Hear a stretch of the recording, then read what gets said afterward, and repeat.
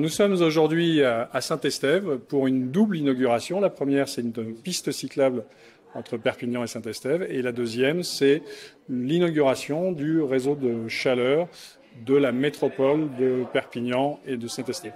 C'est un moment important puisque c'est une nouvelle énergie, cette eau chaude à près de 100 degrés qui alimente déjà une partie des bâtiments de la ville de Saint-Estève. Donc on substitue une énergie fossile, le gaz, par bien entendu cette énergie verte qui est issue des déchets incinérés à quelques kilomètres de la ville de Saint-Estève et donc qui dessert plusieurs bâtiments publics, mais également des cliniques et des bâtiments de santé avec deux futures cliniques, une actuelle et une en construction, qui vont être desservies par ce réseau de chaleur. Alors en quelques chiffres, c'est effectivement 16 km d'extension qui vont permettre d'alimenter un certain nombre d'abonnés. En l'occurrence, il y a une soixantaine de bâtiments qui représentent 3000 logements, des écoles, une dizaine, des lycées, des collèges, des bâtiments publics, des centres de conférences. Vous voyez que c'est très diversifié en termes d'usage. Ça va surtout mobiliser une énergie qui s'élève à 30 gigawattheures. Et c'est surtout une énergie qui est décarbonée. Elle est décarbonée à plus de 85%.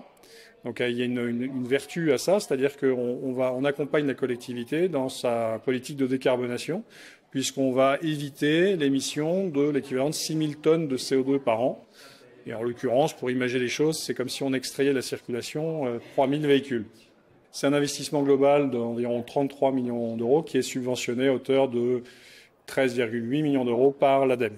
La transition écologique n'est pas un slogan, c'est un chemin, et un chemin que nous partageons avec l'ensemble des collectivités, des acteurs économiques du territoire et l'État qui accompagne, y compris financièrement, ces projets, parce que c'est une nécessité et on le voit qu'on est plutôt exemplaire. L'ADEME était présente aujourd'hui et qui a accompagné financièrement de manière importante ces deux projets, et donc encore une fois pour démontrer que la transition écologique n'est pas un concept, c'est une réalité que nous vivons. Sans des subventions de l'État, on ne pourrait pas proposer aux collectivités ou aux acteurs privés un prix de chaleur qui soit concurrentiel par rapport à l'énergie fossile qui est le gaz. Donc c'est important, mais il y a ce côté économique également qui est important.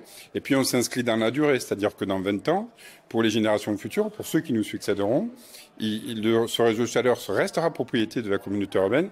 Et donc dans 20 ans, ce réseau sera encore largement viable et il n'y aura plus qu'à l'entretenir et avoir un œil dessus. Et tout l'amortissement de la construction aura été absorbé. Donc pour les générations futures, c'est une stabilité également dans le prix de la chaleur et ça aussi c'est important. On travaille aujourd'hui pour nos enfants et pour le développement de notre territoire dans les années à venir.